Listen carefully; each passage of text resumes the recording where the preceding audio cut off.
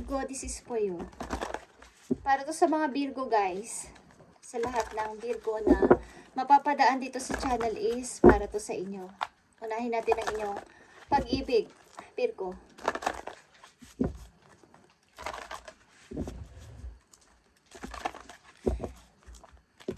January 9, 2025 guys, ang reading nito. Simula ngayon January 9, 2025. At kung kailan nyo ito mapanood, doon mag-uumpisa ang inyong reading, ang inyong message. Okay Virgo, I need 2 messages dito sa inyong buhay pag-ibig. Tingnan muna natin ang inyong pag-ibig. Kung ano na ang nangyayari. O ano na ang kinakasangkutan ninyo. Kayo ba ay kasal? O involved kayo sa isang marriage na may control issue, Virgo. Okay? Just saying. Virgo, kayo ba ay kasal? Ang ilan sa inyo? Oo, karamihan sa inyo. At mayroon ditong control issue. At itong susunod na message is yes or no? At ang kalahati nito guys ay naka-reverse. Ang kalahati nito ay naka-upright. So, tingnan natin ang inyong message. About dito sa inyong pag-ibig, Virgo.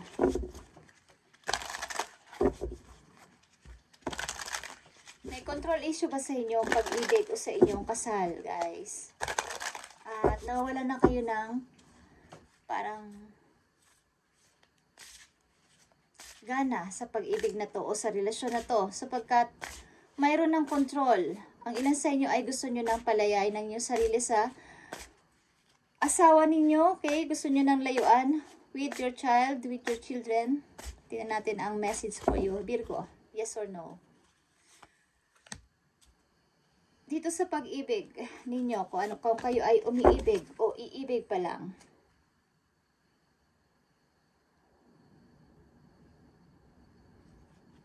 Yeah, you can fake it now. What glitters isn't gold.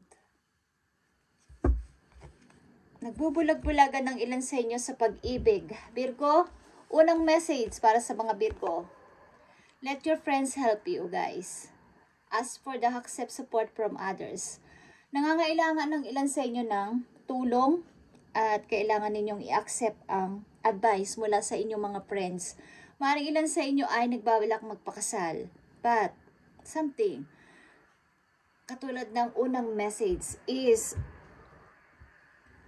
maaaring ito ay sign kung itutuloy nyo ang kasal o hindi sapagkat hindi pa kayo kasal is kinokontrol na kayo ng inyong boyfriend, ng inyong girlfriend is nagdadalawang isip kayo at gusto nyong humingi ng tulong o help sa inyong mga kaibigan o humihingi na kayo ng help o advice. Okay?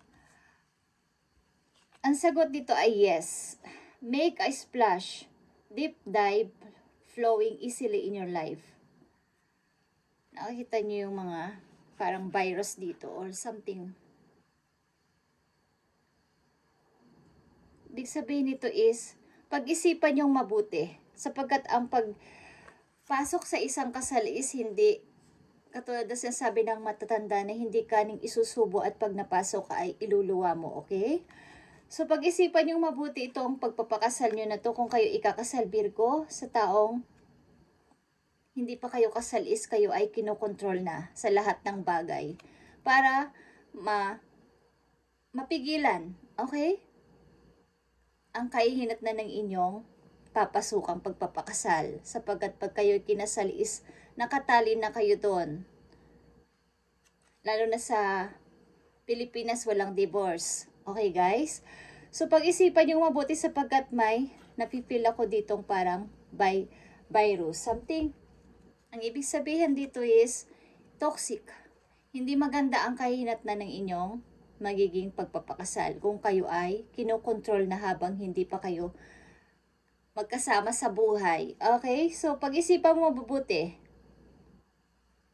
Hindi madali ang inyong pagdedesisyon na to. Okay, next na message para sa inyong pag-ibig, Virgo. Forgiving and learning is here. As you release and heal the past, you experience more love in your present moment. Something na ang ilan sa inyo ay nagkaroon ng masamang memories o masamang nakaraan about sa pag-ibig, maaring sa asawa ninyo or sa matagal nyo nang kinakasama is may nangangailangan o may gusto ditong dapat patawarin? May dapat ba kayong patawarin? At matuto sa nakaraan na lang para sa inyong next na magiging karelasyon at makakasama sa buhay is in the near future o sa inyong present is maging masaya, maging maayos. Okay? Yes. The best medicine, getting the real scoop. Okay. Ito yung tama ninyong dapat gawin. Ito yung parang sagot o pag-i-heal sa lahat ng sugat na ibinigay sa inyo ng kahapon, Virgo, okay? So, ito ang inyong message about sa inyong pag-ibig. Tingnan natin ang inyong maaaring situation sa kasalukuyan o paparating pa lang na sitwasyon. Tingin tayo ng guide o advice sa inyong mga guidance from heaven, guys. Okay, Virgo. I need lang dito ng 3 message para sa inyo, guys. At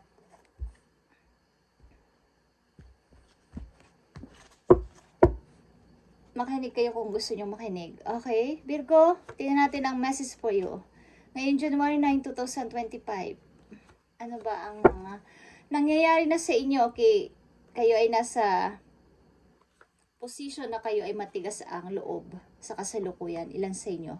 Sapagkat may taong umalis sa inyong feeling na mahal nyo maybe, at may mga tao kayong binibigyan ng help maybe, lalo na sa money, but hindi naging mabuti sa inyo. Hindi naging mabuti. May mga manluloko.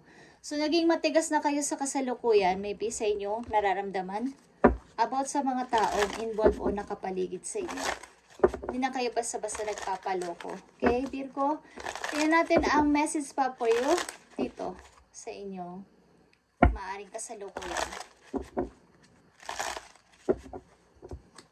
Message mo sa mga Virgo na nandito sa reading ngayon January 9, 2025 na gusto mong bigyan ng message at guide para sa kanilang sitwasyon. Tingnan natin, Virgo.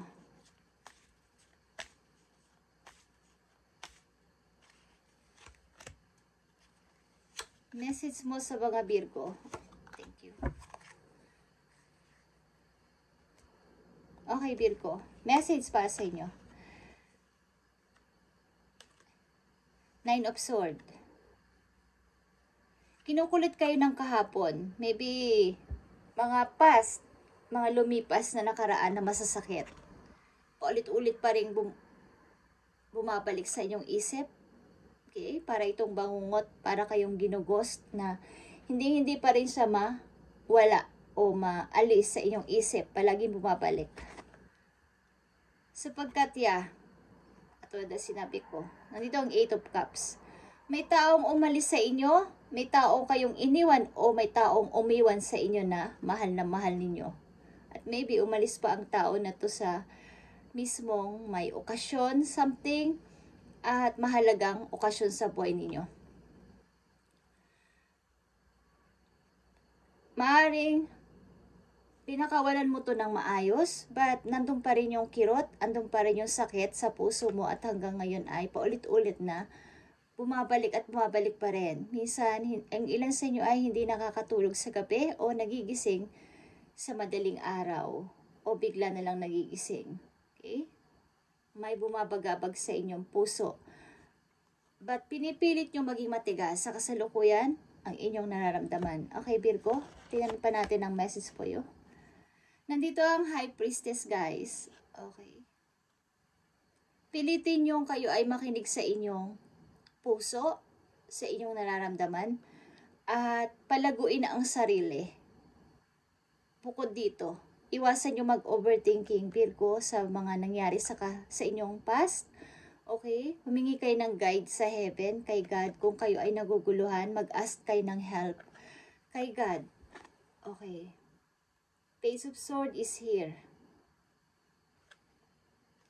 Maaaring ilan sa inyo talaga ay may nakatanim na galit sa puso. Something may sama ng loob sa ilang mga taong hindi naging tapat sa inyo.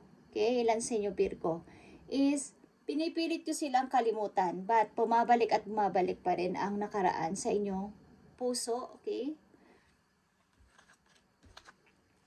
Nandito ang King of Cups and Knight of Pentacles. Something na kalmado kayo dito sa inyong sitwasyon sa kasalukuyan at kumbaga ang inyong pagdating sa kaperahan is pinipilit ninyo na kayo ay magkaroon ng sa sarili ninyong pamamaraan.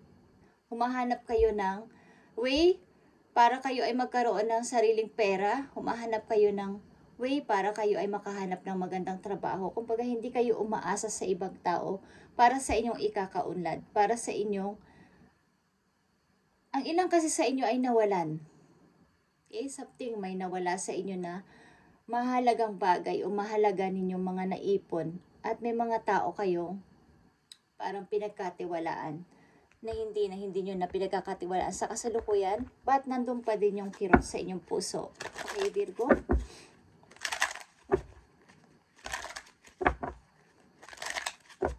Ang ilan sa inyo ay may kailangang patawarin o may humihingi sa inyo ng tawad. Okay. Galing sa nakaraan, guys.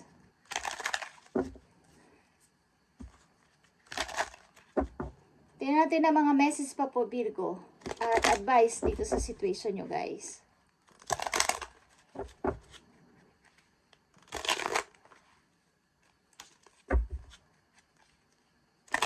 May plano dito isang person, guys. Okay? Something na kayo ba ay may nabubuong idea sa inyong isip at hindi nyo pa rin, kumbaga itinatago nyo lang at sinisikreto nyo sa nakakarami. Naghahanap kayo ng parang proof. Okay? Ebidensya. Meron ba sa inyong nag-i-stalk o mayroon kayong ini-stalk sapagkat mayroon kayong hindi pa makalimutan galing sa nakaraan? Okay, guys. Okay, Virgo, tingnan natin ang message o advice para sa inyong situation. Para sa mga Virgo. Slow down, Virgo, and take your time. There is no need to rush everything. You are already doing your part. Trust that what belongs in your life is already making its way towards you in divine timing. Okay. Lahat ng nangyari sa iyo ay something na ito ay part ng iyong buhay. Okay, Virgo? At nagawa mo na yung part mo dito.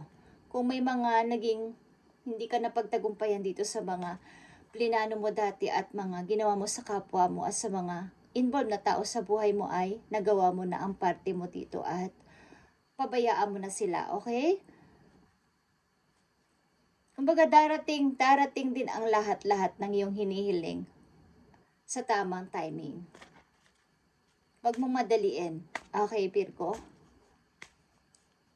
Huwag niyong isipin ang ilan sa inyo is, hindi naman lahat, is ilan sa inyo ay gustong mag-revenge, okay? Kasi kayo ay nanahimik nung kayo ay iniwan ng person na to.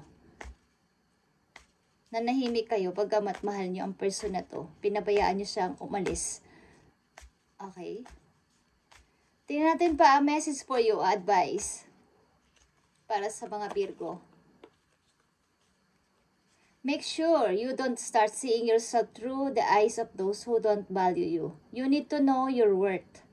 Even when others don't, you are not what people think of you, okay? Nakikita nyo ang message na to or narinig nyo is, huwag ka mag-i-start sa sarili mo, huwag ka mag-i-start ng bagong buhay sa sarili mo na, kumbaga, yung sarili mong value is hindi mo nakikita. Okay? Pabayaan mo ang mga tao na to na ikaw ay, dati ay hindi pinahalagahan o ang tao na to ay hindi ka pinahalagahan at iniwan ka na lang sa isang tabi o iniwan ka sa ere. Okay? Pabayaan mo siya. Pag ang ilang Virgo dito ay mayroong kinikimkim na galit sa puso. At paulit-ulit yung nararamdaman ang sakit sa inyong puso. Okay? Sa dinulot ng person na to sa inyo.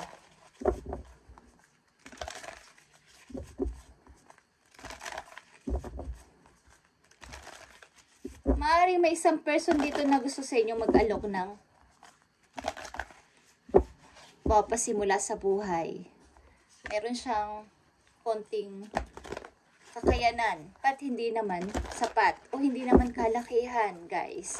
Sa itong naiintindihan kayo ng person na to o maiintindihan kayo sa inyong feelings, sa inyong emotion, guys, handa itong makinig sa inyong mga problema o ano man ang inyong gustong i-share sa kanya. But, baga nagdadalong isip siya. Okay? Maaring ang ilan sa inyo dito ay mayroong panggalit sa puso sa taong nanakit sa inyo. Okay, Virgo? Tingnan natin ang message pa for you. Maaring ito ay sa inyong career o sa inyong kasalukuyang situation. Nandito ang rainbow blessings, Virgo. Blessings are showering into your life. Okay. May mga blessing na paparting sa buhay mo, Virgo.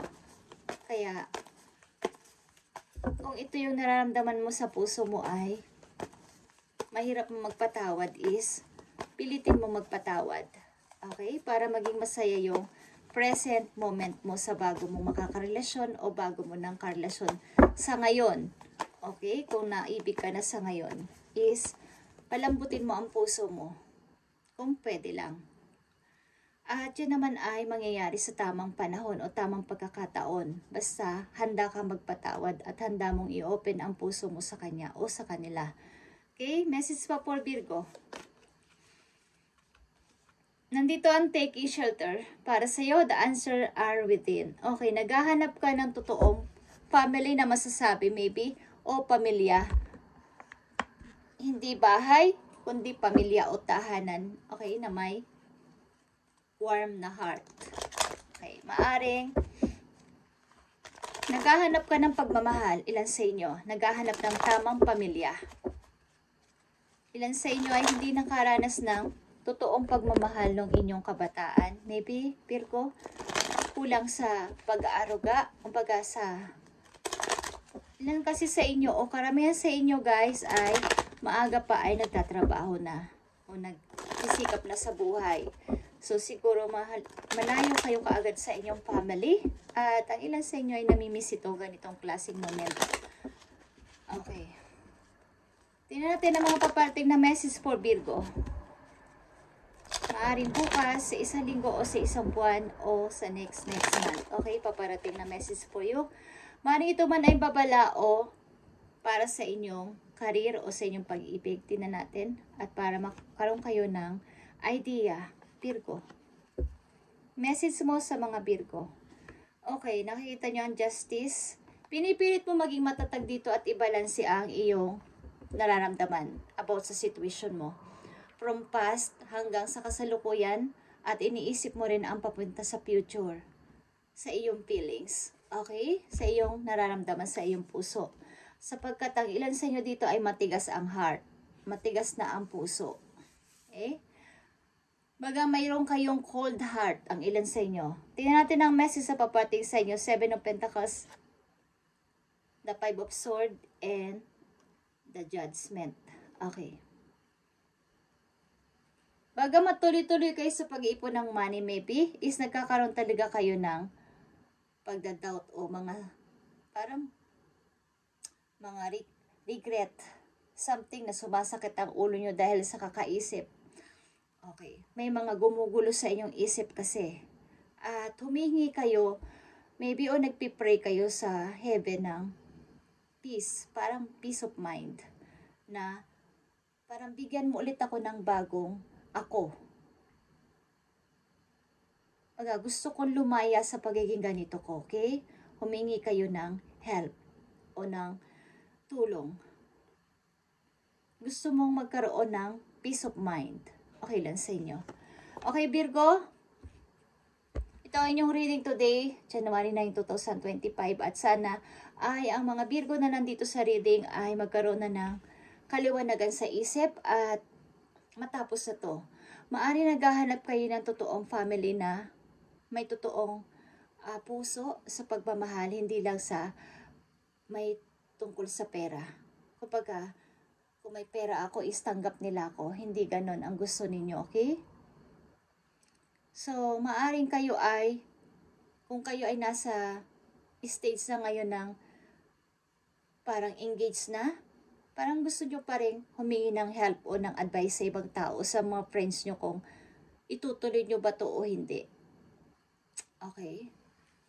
So Virgo, ito ang inyong message today, January 9, 2025, at pagpalain kayo ni God sa inyong mga gagawin at sa inyong puso ay sana ay magkaroon kayo ng kaliwanagan at masayang